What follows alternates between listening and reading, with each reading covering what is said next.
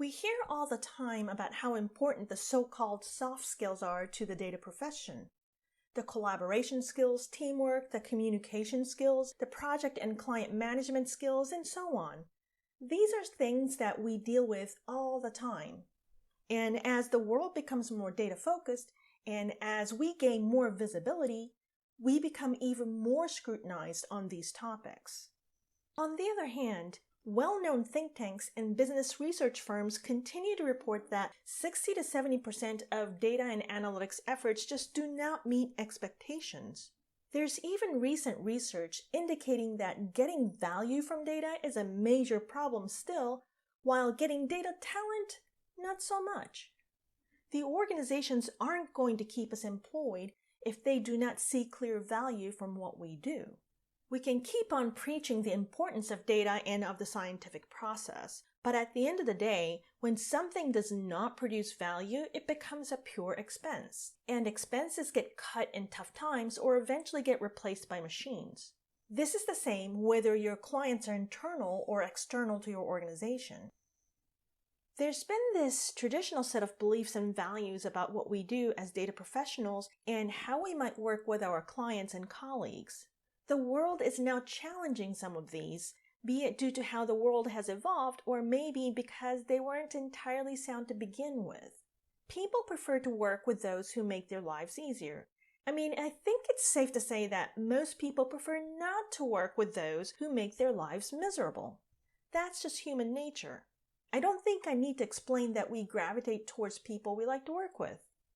If you're a data professional or are learning to become one in data, analytics, statistics, data science, or technology, you have experienced and will experience frustration over working with internal or external clients or even colleagues. You have wished for and will wish for a better working relationship, better team dynamic, better project execution, and just a more fulfilling professional experience. These challenges are rooted in the fact that, although we are hired primarily for our technical competencies, we work with humans all the time. We can start by acknowledging that our clients, team members, and colleagues are all humans. Obviously, so are we, and that has some profound implications on how we need to approach our work to be effective. Okay, so how many of us have experienced pushback from clients and colleagues? I'm reasonably confident that everybody here has had some experience with some pushback from someone. We've all had less than perfect experiences in working with clients. How does it go wrong? Here are some common complaints from clients or colleagues, roughly in the order of a typical engagement life cycle. Number 1, I don't know what I'm going to get. We've tried to explain it like 100 times, but they still don't have a good idea of what to expect. Number 2, I don't know how the project is going. They might feel like they haven't gotten enough updates from us, even though we feel like we're communicating all the time. Number 3, I don't feel like I'm involved. We're working so hard, but they don't feel any sense of collaboration. Number 4, I don't understand what I got. This is related to number 3 above. They feel like they are kept in the dark, like it's all a black box, and don't understand how the decisions were made. Number 5, I don't trust this.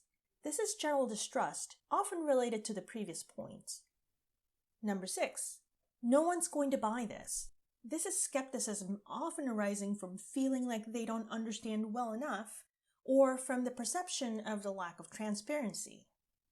Number 7, this is not what I thought I was getting.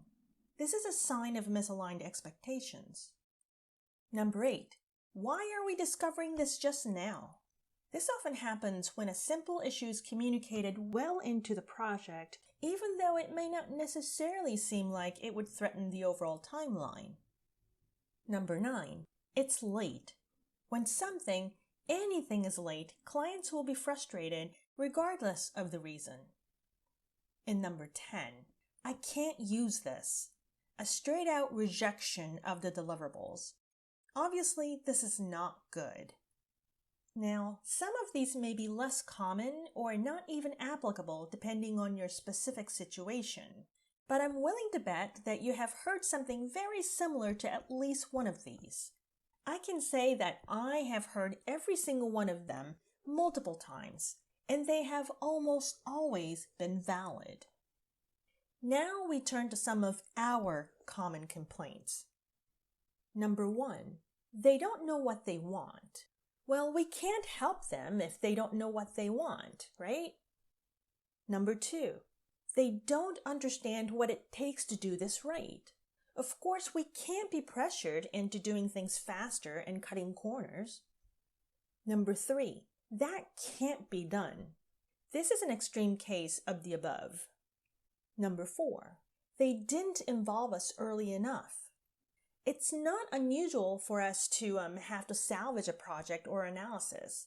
It wouldn't have happened if we were involved earlier. Number 5, they need to just trust us because we're the experts. We might even say something like, what they want is not the best thing for them.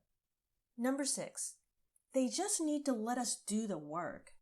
We're spending so much time just managing and responding to requests, and it's like, please leave us alone so we can do our work. Why do they need to know all these details?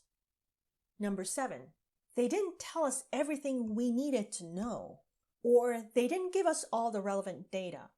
We later find out that we were missing some key pieces of information. Number 8, that's what the data says. We might say this in response to client pushback about our results. Number 9, this wouldn't have happened if they had just listened to us, or if they had just given us the right data that we asked for. We are the experts after all. And finally, number 10, there is little I can do to change their mind. The client is just acting stubborn, and we basically give up. I have come across every single one of these multiple times, and again, they have almost always been valid. So if we are right, and if they are right, obviously something doesn't quite mesh here. This is the gap we need to close. So here's an output from an actual workshop on collaboration, effectiveness, and data and analytics that I facilitated some time ago. The senior management of the client organization was just keenly aware that the business and the data groups had issues working with each other. We started out by listing out the participants' pain points in trying to collaborate with each other. Any of these feel familiar? This was a couple of years ago. In the last 2 years, they've implemented a number of things to improve its effectiveness in data and analytics. I'm very happy to say that it has become a very different place from it was even a few years ago.